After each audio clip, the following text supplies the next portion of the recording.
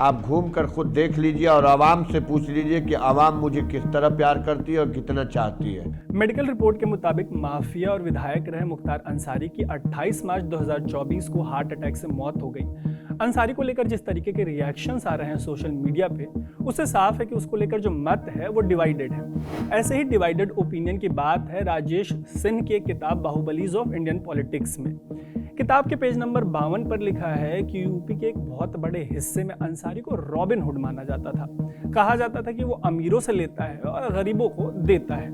ये उस मुख्तार के बारे में कहा जाता था जिसके ऊपर बीजेपी विधायक कृष्णानंद राय की हत्या के आरोप थे। उसके ऊपर इस तरीके का ये इकलौता आरोप नहीं था, लेकिन 29 नवंबर 2005 को हुई इस हत्या के आरोप ने अंसारी की जो लाइफ है उसका रोड मैप बदल के रख दिया। हालांकि जेल जाने के बाद की जो राजनीति है उसमें भी उसने बीजेपी की मुरली मनोहर जोशी के खिलाफ 2009 के आम चुनाव में बनारस की सीट से हाथ आजमाया था। जो नतीजे आए थे उसका किस्सा बहुत दिलचस्प है। लेकिन क्या आपको पता है कि वो पीएम नरेंद्र मोदी के खिलाफ भी 2014 के आम चुनाव में बनारस से लड़ने की तैयारी में था, लेकिन आखिरी वक्त में उसने अपना हाथ वापस खींच लिया। तो 2009 में जोशी के खिलाफ मैदान में उतरने के नतीजे क्या थे, पीएम मोदी के खिलाफ वो क्यों नहीं लड़ा, और 2017 के बाद जो विधानसभा चुनाव हुए थे 2017 में यूपी के, उसके बाद वो कैसे फिर से कभी दोबारा रिवाइव नहीं कर पाया। इन्हीं किस्सों पे बात करेंगे इस स्टोरी में। नमस्ते, मेरा नाम है तरुण। एक बार फिर से आपको बता दूं कि 2024 के आम चुनाव के लिए हमने स्विच एक्सप्लेन्ड के नाम से एक प्लेलिस्ट बनाई है। इसमें आपको कश्मीर से कन्याकुमारी तक की जो राजनीति की तस्वीरें हैं वो देने की कोशिश है। आप इन डिटेल्ड एक्सप्लेनर्स को देख के अपना फीडबैक जरूर दीजिएगा। मायावती की पार्टी बीएसपी से लेकर अपनी पार्टी कौमी एकता दल और इंडिपेंडेंट कैंडिडेट के तौर पर मुख्तार 5 बार यूपी का विधायक बना। विधायकी के बीच 2009 में उसने बनारस की सीट से मायावती की बीएसपी के टिकट पर बीजेपी के नेता मुरली मनोहर जोशी के खिलाफ चुनाव लड़ा। इसी चुनाव में एक और कैंडिडेट अजय राय भी मैदान में थे। अजय राय के भाई अवधेश राय की जब हत्या हुई थी तब उसका भी आरोप अंसारी गैंग पर ही लगा था। अजय राय फिलहाल यूपी में कांग्रेस के प्रेसिडेंट हैं, अध्यक्ष हैं। 2009 में वो समाजवादी पार्टी में हुआ करते थे। ऐसे में बनारस की जो सीट है उसमें 2009 का जो मुकाबला है वो बीजेपी, बीएसपी और एसपी के बीच त्रिकोणीय मुकाबला हो गया, ट्रायंगुलर हो गया। त्रिकोणीय इसलिए क्योंकि इस सीट पर तब तक कांग्रेस का जो दबदबा है वो उस तरीके से नहीं रह गया था। ऐसे में जब 2009 आम चुनाव के नतीजे आए तो मुरली मनोहर जोशी जीत गए और मुख्तार अंसारी और अजय राय दोनों ही हार गए। लेकिन यहाँ पर गौर करने लायक बात है उन वोटों का अंतर जितने से मुख्तार हारा था। हार का अंतर महज 17,000 वोटों के आसपास का था। एक तरफ जहां जोशी को 2 लाख से थोड़े ज्यादा वोट मिले, वहीं मुख्तार को 1.25 लाख के करीब वोट मिले थे। यह आलम तब था जब अंसारी ने यह चुनाव जेल से लड़ा था, और तब जिस तरीके की मीडिया रिपोर्ट्स थी उनसे साफ है कि हार के बाद भी उसका हौसला जो है वो नहीं टूटा।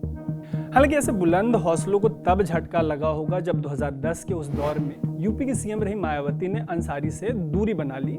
हुआ यह था कि 2006 में कृष्णानंद राय की हत्या का मामला सीबीआई के पास चला गया। सीबीआई के पास जाने से पहले यह मामला कछुए की रफ्तार से आगे बढ़ रहा था, मतलब बहुत धीरे धीरे। लेकिन जैसे ही मामला सीबीआई के पास गया, इसमें चीते की रफ्तार आ गई। सीबीआई ने अपनी चार्जशीट में मुख्तार अंसारी का नाम भी शामिल किया। इसके बाद उसे जेल जाना पड़ा।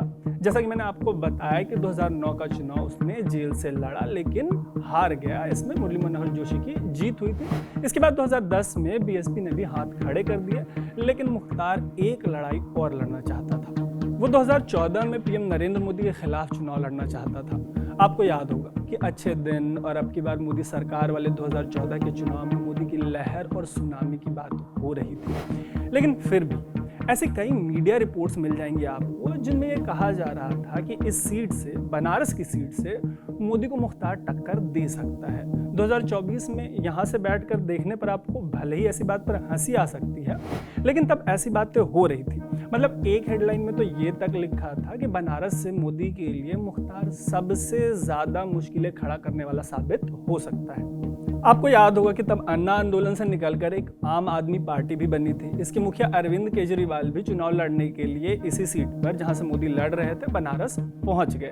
तब अजय राय तब तक कांग्रेस में आ चुके थे और पार्टी के कैंडिडेट के तौर पे मैदान में उतर गए थे। इस चुनाव में 0 सीटें, 2014 के चुनाव में 0 सीटें जीतने वाली बीएसपी ने यहां से विजय प्रकाश जायसवाल को मैदान में उतारा था। आपको याद होगा कि 2014 के चुनाव से ठीक पहले 2009 के चुनाव में मुख्तार इसी सीट से बीएसपी के उम्मीदवार के तौर पे जोशी के खिलाफ दूसरे नंबर पर रहा था, जबकि 2014 में बीएसपी के उम्मीदवार प्रकाश जायसवाल चौथे नंबर पर पहुंच गए।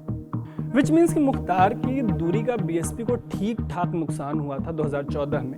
हालांकि बीएसपी से अलगाव का मुख्तार के कॉन्फिडेंस पे कोई असर नहीं पड़ा, कम से कम फेस वैल्यू पे तो कोई असर नहीं दिखा, और वो 2014 में मोदी के खिलाफ जेल से चुनाव लड़ने की तैयारी में था। इसकी लगातार चर्चा हो रही थी और मीडिया रिपोर्ट्स के बीच मुख्तार ने अचानक से हाथ खड़े कर दिए और कहा कि वो पीएम मोदी के खिलाफ चुनाव नहीं लड़ेगा।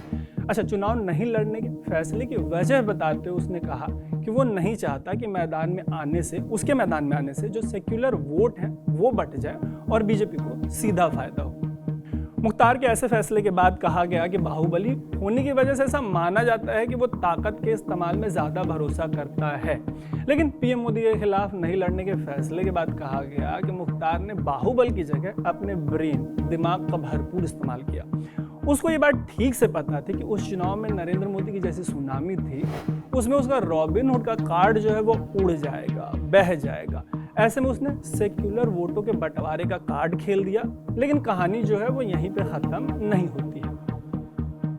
मुख्तार के हाथ खड़ा करने के बाद इसकी भी बात हो रही थी कि इससे कांग्रेस के अजय राय को फायदा हो सकता है। खुद भी बाहुबली छवि के अजय राय को 2009 में 1.25 लाख के करीब वोट मिले थे। ऐसा माना जा रहा था कि मुख्तार के हाथ खड़ा करने और बाकियों के साथ आने से अजय राय मोदी को टक्कर देने की स्थिति में पहुंच सकते हैं। मुख्तार के हाथ खड़ा करने से ऐसे फायदे की बात उस अजय राय के बारे में कही जा रही थी जिनके भाई की हत्या का आरोप मुख्तार गैंग पे लगा था। लेकिन इस तरीके का तमाम जोड़ तोड़ जो भी एनालिसिस थी वो सीधे मुंह के बल गिरी। 2014 आम चुनाव के जब नतीजे आए तो करीब 6.25 लाख वोटों से नरेंद्र मोदी इस सीट से प्रचंड बहुमत से जीते और 1989 के बाद पहली बार किसी पार्टी को पूर्ण बहुमत मिली। बहुमत पाने वाली बीजेपी से पीएम बने नरेंद्र मोदी पिछले 10 सालों से देश की सरकार चला रहे हैं। इसी चुनाव में दूसरे नंबर पर है अरविंद केजरीवाल को बनारस से 2 लाख के करीब वोट मिले। 2012 के अंत में बनी आम आदमी पार्टी का ये पहला लोकसभा चुनाव था। खुद अरविंद केजरीवाल भी पहली बार लोकसभा चुनाव लड़ रहे थे और बनारस जैसी बेहद उलझी हुई सीट से उन्हें 2 लाख वोट मिलने के बाद एक बात तय थी कि भारतीय राजनीति में उनकी और उनकी पार्टी की जो पारी है वो बहुत लंबी चलने वाली है। इसी चुनाव में करीब 75,000 वोटों के साथ कांग्रेस के अजय राय तीसरे नंबर पर थे और उनकी पार्टी अपने इतिहास का सबसे बुरा प्रदर्शन करते हुए 44 सीटों पर, देश भर में 44 सीटों पर सिमट कर रह गई। इस चुनाव में चौथे नंबर पर रही बीएसपी, जो कि धीरे धीरे यूपी से लगभग खत्म होने लगी है। हालांकि 2017 के यूपी विधानसभा चुनाव में एक बार फिर से मुख्तार से हाथ मिलाकर मायावती ने अपनी पार्टी को रिवाइव करने की कोशिश की, लेकिन तब तक बहुत देर हो चुकी थी।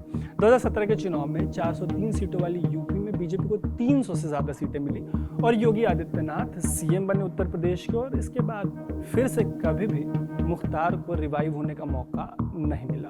उम्मीद है कि इस स्टोरी में हम आपको इन मुकाबलों के साथ साथ यूपी की राजनीति की ठीक ठाक तस्वीर दे पाए होंगे।